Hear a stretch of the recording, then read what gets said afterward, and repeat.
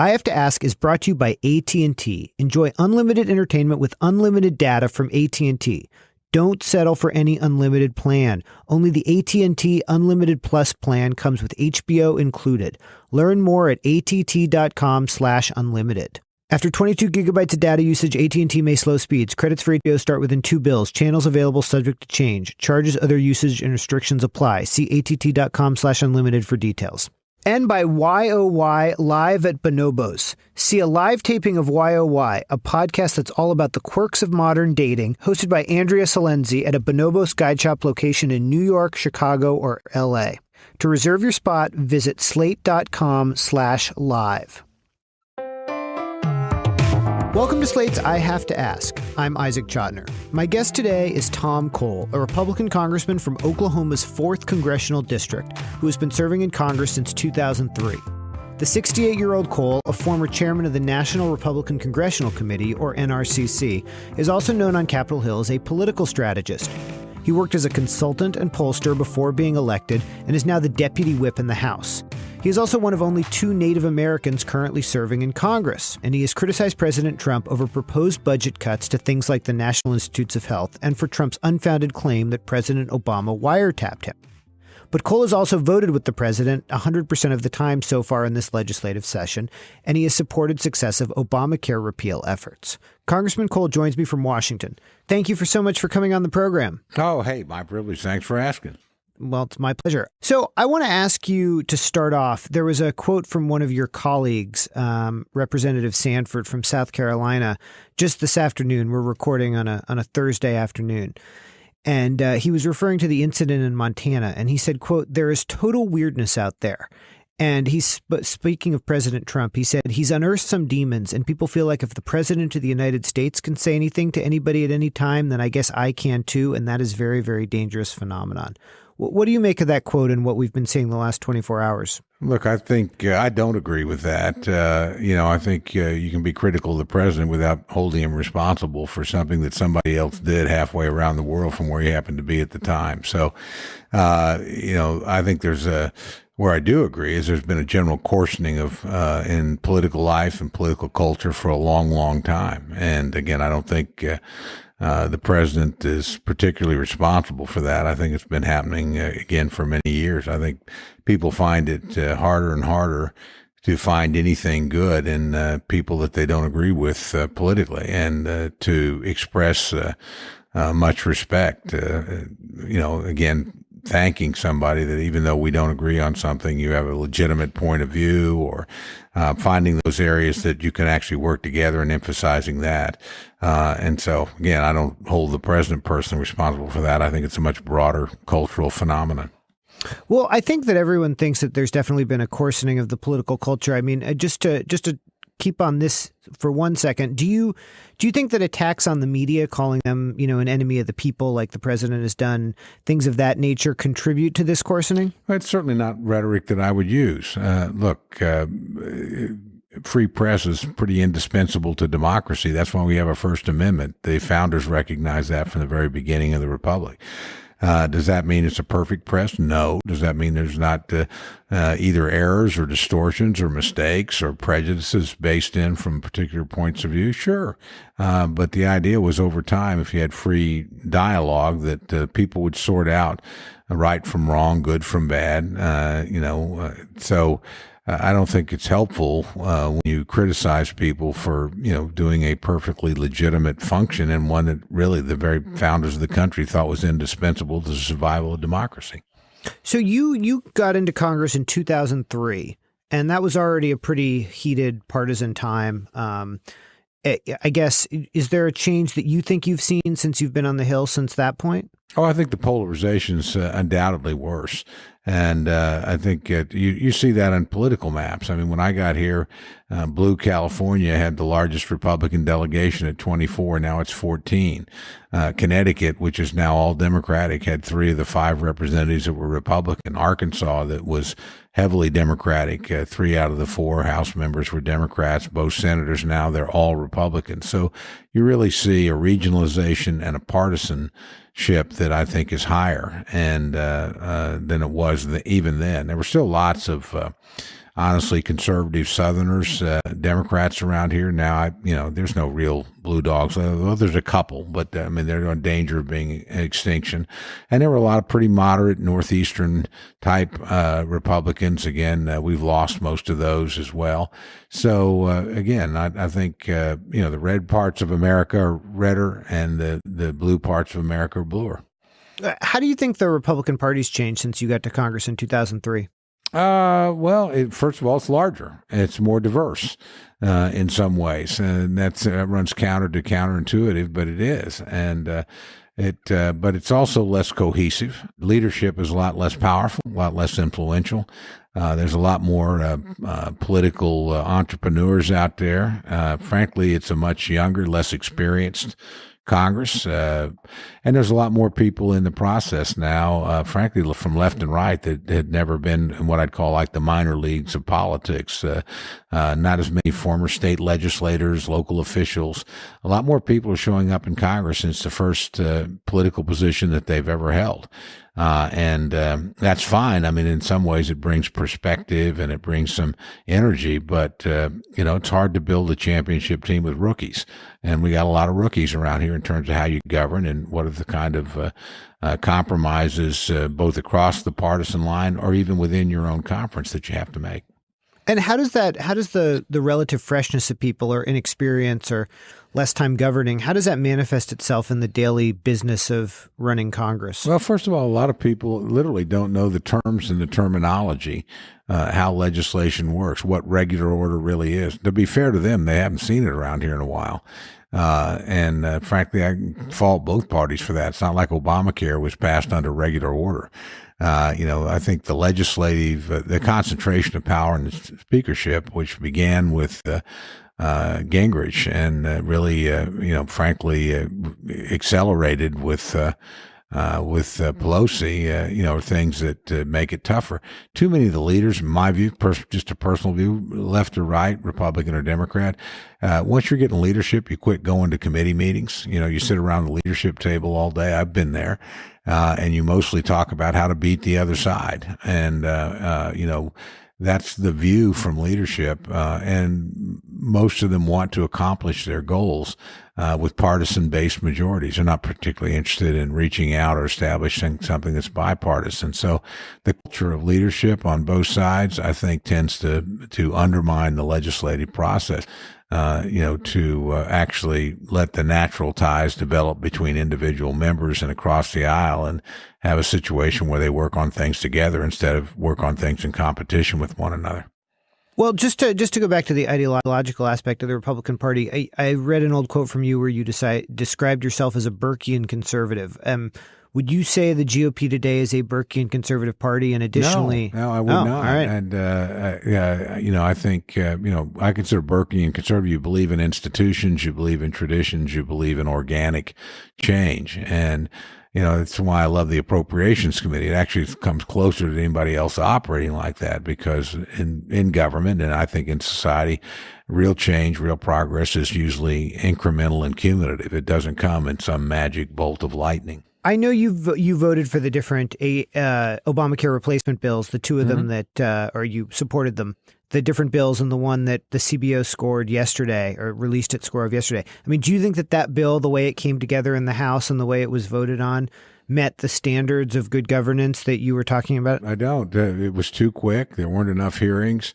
There wasn't much opportunity for input. But I have to tell you, Obamacare didn't meet the standards of good governance either. It was mostly written in the Speaker's office. It never went back to the Senate the way it was supposed to because a Republican had been elected there. Again, I think, every action has an equal and opposite reaction. I'm not pointing fingers as to where the chain started, but it's not new around here. Right. But let's go back to healthcare just for one quick second before we move on, which is that this is a bill that, affects 1/6 of the United States economy.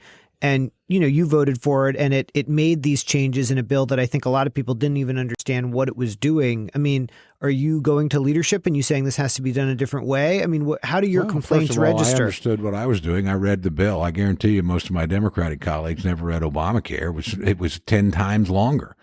So I've read the bill, and in my state, and I vote in the context of my district and my state. Look, we're not a Medicaid expansion state, and we have one provider left. That provider is losing money. We have a 69% rate hike. We take care, just like everybody else does, of anybody that shows up at the hospital, but because we're non-Medicaid expansion, we're taking care of patients that in 31 states you get compensation for, 19 you don't. So the Republican bill is easily a better bill. The tax credits, more money for non-Medicaid expansion states for their hospital, and the chance to actually lure other providers back into the market make a lot of sense. What we have isn't working. So it's not hard for me to defend the bill. And, I also always point out we seem to want to judge everything exactly where it is right now as if it's going to become law. This bill was a vehicle, in my view, to make sure that the Senate acted. And it wouldn't have acted if a bill hadn't moved across the floor. Now it has to act, and it's going to do something very different. Don't pretend to know what it'll do. And at that point, if it manages to get anything done, then we'll go to conference. Then this gets real. Then the negotiated product that comes out of a conference is a real bill. And it's a stand-up, can't be amended, going to happen. So I think to over-examine these things at this point, or, we don't send stone tablets over to the United States Senate. They're allowed to erase those things and write what they want, and they will. But, I mean, do you believe that the bill that you said you read and voted for would, as the Congressional Budget Office said, lead to 23 million people? I gather no, not. I don't. Many of them in your seat. Well, first of all, in your state. In my state, no. And, But they're still Americans who you're representing. Well, I know, but I represent the Americans that elect me. I don't presume to speak for people that didn't vote for me and have never heard of me. I mean, that's pretty presumptuous. I obviously try and do what's in the best interest of the country, but my constituency is the 4th District, the state of Oklahoma. But in terms of, your basic question, look, the current system, I start from the premise, which you may not share, that the current system's collapsing. A lot of the exchanges are gone. Rate hikes are going up every place. The stuff's unaffordable. All of a sudden, because somebody's trying to do something new, it may not be better, may not be right, but there's no question that what we've got isn't working. And now Democrats will always say, well, we want to help you fix it. Well, they did. I haven't seen any proposals to quote unquote fix it coming out of the Democratic side. They've defended it, with every bullet they've got. And fair enough. I mean, they paid a big price for it, but, it's hard for me to look at that system and think it's good. Now, in terms of the basic question you asked about, do I believe the CBO score? Let me put it this way. CBO, said the Bush tax cuts would largely pay for themselves. Most people don't believe that they did. The CBO was off by 40% in estimating the cost of Medicare Part D. And by the way, it came in 40% less than they thought it was going to cost based on free market principles. So I think they're an important part of the, of the discussion. And, you ought to do the best you can. But no, look, they're fallible. They're very fallible. Let me I don't have a copy of the Constitution handy, which you were scolding people for earlier. But it was interesting to me that you said that you represent your district rather than, as you say, the entire country. I'm accountable to my district. Accountable to your district. No, I mean, I was wondering how you think about that, because at one level you are obviously voted in or out of office by the voters of your district. At another level, in 2003, I'm sure you voted to authorize the Iraq War. You're voting to send people to war. No, I didn't vote. The Iraq War was authorized in October of 2002.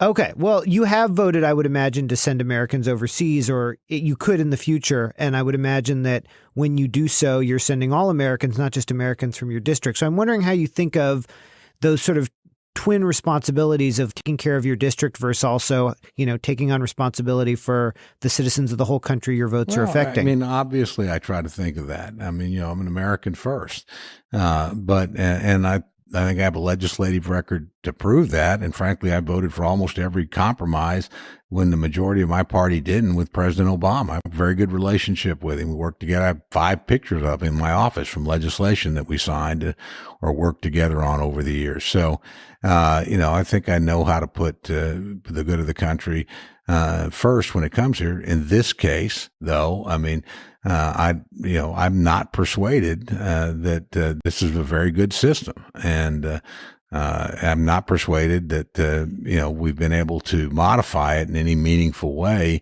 with Democratic cooperation. So Obviously, again, if you're in my situation and you look at your state and you see rates going up by 69% and you see you're down to a single provider and that provider's losing money, and I look just north in Iowa and I see where their providers have pulled out, people in 94 of 99 counties no longer can buy this program, 16 counties in Tennessee, you have some urgency about acting. So again, politics is a pretty imperfect process and usually generates less than perfect products. But again, you try to move in the right direction over time. And I think, in my view, that's what I've tried to do. You criticized President Trump for speaking highly of Andrew Jackson. I know that you're one of the two Native American members of Congress, or members of Congress with Native American ancestry that's known. Is that correct? That's correct. So why did you criticize President Trump for invoking Andrew Jackson positively? Well, I'm not a big admirer of Andrew Jackson. Look, he moved my great-great-grandfather when he was 14 years old, had to walk 800 miles to some place called Indian Territory from a place where his people had lived for 500 years to a place where they'd never been. In Europe, we'd call that ethnic cleansing. That's exactly what tribal removal out of the Southeast was.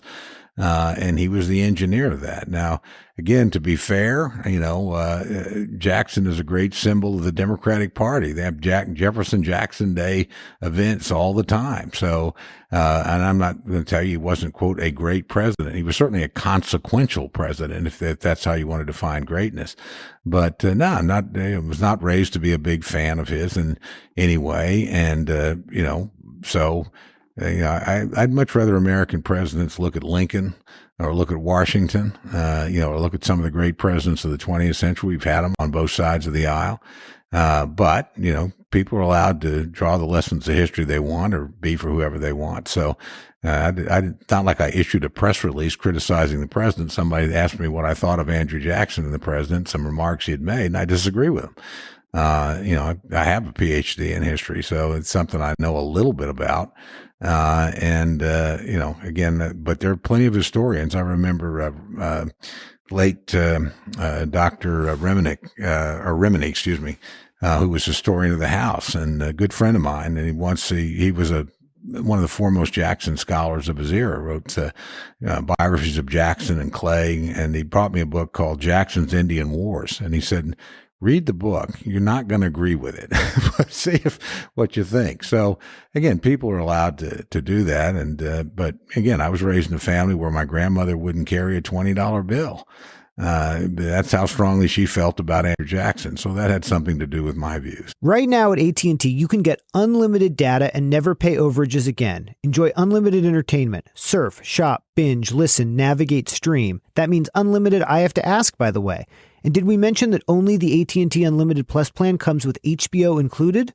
Learn more at att.com/unlimited so you can enjoy your data and entertainment. After 22 gigabytes of data usage, AT&T may slow speeds. Credits for HBO start within 2 bills. Channels available subject to change. Charges, other usage, and restrictions apply. See att.com/unlimited for details.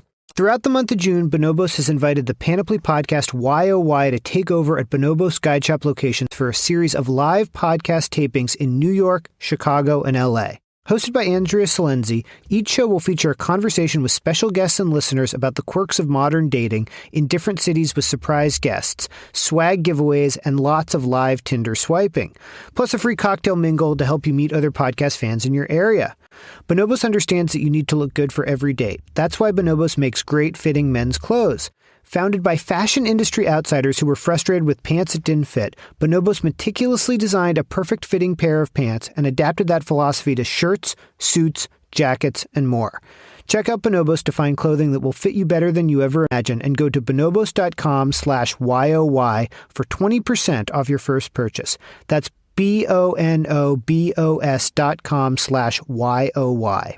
The YOY Live at Bonobos series kicks off in New York City on June 1st, followed by Chicago on June 15th and LA on June 29th. To reserve your spot, visit slate.com/live. That's slate.com/live. There are people we know around the world now, in Syria and elsewhere, who, like your ancestors, have been forced from where they live and are looking for a new place to call home and have been very unsettled for the last number of years. Have you taken a position on whether America should take in any refugees? Yeah, we certainly should take in refugees, but I think it's fair to make sure they're appropriately vetted. And it's difficult in places where governance don't exist anymore. I think and frankly, 99 times out of 100, they'll be perfectly fine. Most people are legitimately fleeing for real reasons. But when you have an enemy that's as deadly as ISIS that tells you we're going to try and slip people into this mass of humanity, then you have a legitimate right to make sure you exercise extra scrutiny. And I mean, I know that when President Trump announced his first so-called Muslim ban, that you supported it. I did not support it. I violently criticized it. Really? I have a quote from you here.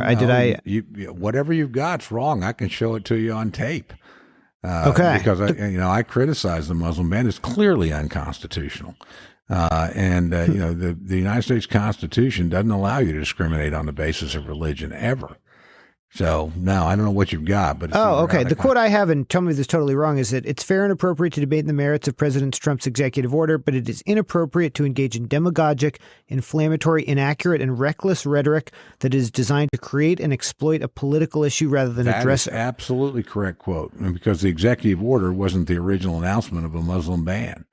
And we had a lot of people saying the executive order was a Muslim ban when it wasn't. When it applies to 6 countries, and there's 41 majority Muslim countries, in the world, and when it's a 90-day, delay while you put a new system into place, I thought the rhetoric was way over the top. Now, so you did support the ban from the 6 countries, though? Well, yes, I did. That's what I was referring to. Well, you said the Muslim ban. You didn't say a ban from 6 countries. Sure, but a number of courts. Then you're being inaccurate in your question. My statements at the time in the campaign were very clear on this. But yeah, you have every right. If we have a meltdown in Syria, a country where we know there's considerable ISIS activity, when we've had examples in Europe, to make sure that we have a thorough and appropriate vetting, to take 90 days to make sure. Yeah, there's nothing wrong with that. Now, again, if people want to debate it, fine. But that's not what the president, in my view, mistakenly and erroneously originally proposed on the campaign trail. And that's when I spoke about it for the first time. I guess, a number of courts, including a court today, had found that it was unconstitutional specifically because it did constitute what the president had talked about on the campaign trail as a Muslim ban. Well, we'll see, where we end up in the courts when we get a final decision. It's a surprise to me that you can go back and read something somebody said and then he does something different, but because he said something previously. But again, I'll leave that to the lawyers. Again, my stand's pretty clear. Religious bans are totally inappropriate. They're wrong. They're un-American. They're unconstitutional. They shouldn't be there. But making sure when you and we're the most generous people in the world, at this in terms of people coming in, that's good. But making sure that you don't make a mistake. What would it do if somebody came in under one of those refugee status things and they did do something? It would really be not just the act itself. It would put everybody under a cloud. So again, I think having a vigorous debate over what the appropriate balance is, there's nothing wrong with that, and I don't mind the courts intervening. I respect that. That's what they're there for. As a check. I know. I hope that you as a member of Congress, that if something horrible did happen and it did place, as you say, everyone under a cloud, that you would also speak out against everyone being unfairly put under a cloud. Look, I'm a guy that talked Governor Keating, or not talked him into it because he did it very easily after the Oklahoma City bombing. I was his principal political advisor. Let's go to a mosque, because it was the thing everybody assumed. This is pre 9/11. And one of the first things he did was do that. One of the first things that George W. Bush was do exactly the same thing, after 9/11. So, do you think President Trump would do the same thing today? I don't know if he would or not. I don't speculate on what people, might or might not do, and I don't know him that well. But if something like that happened, I would hope he would. It's just simply the right thing. And, the last thing we need is a thing like, of all people, FDR rounding up 140,000 people, over half of whom were American citizens, and putting them in intern camps. So, it's not like these things don't happen. And actually, the country is a better country than it was in that sense. It's moved broadly in the right direction. So I don't think there's a danger of that. But when it's happened within living memory, and it has, then I don't blame people for being sensitive about it either. Last question for you. I know that Jason Chaffetz, one of your colleagues, has now gone or is planning to go to Fox News.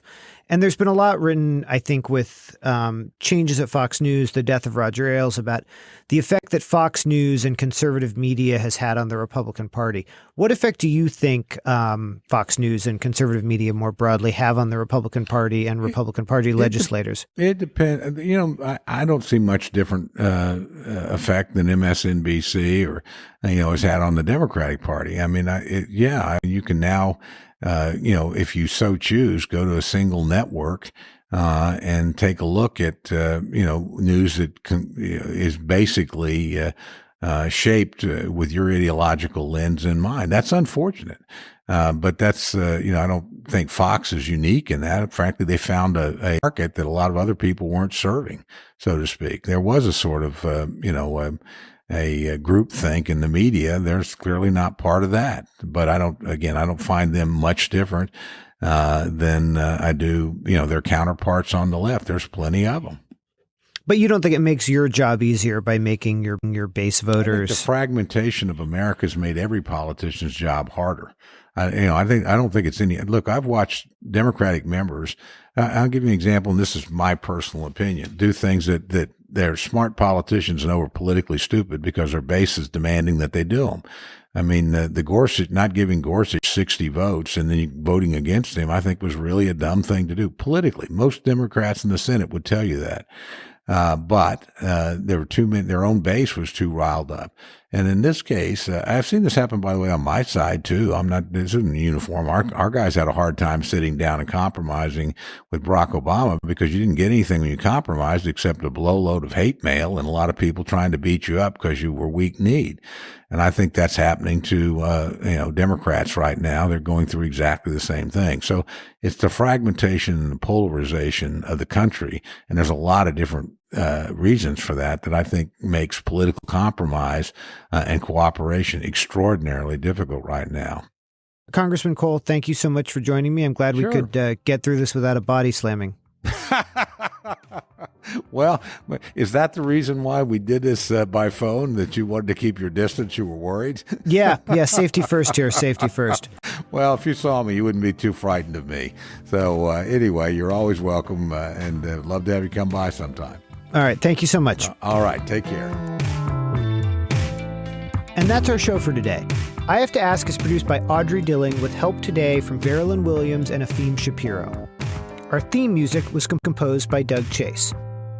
To make sure you never miss an episode, please subscribe to the show wherever you get your podcasts. And also take a few moments to rate and review the show. And I'd love to hear from you as well. If you have an idea for a guest or just want to let me know your thoughts, please email me at ask@slate.com. That's ask@slate.com.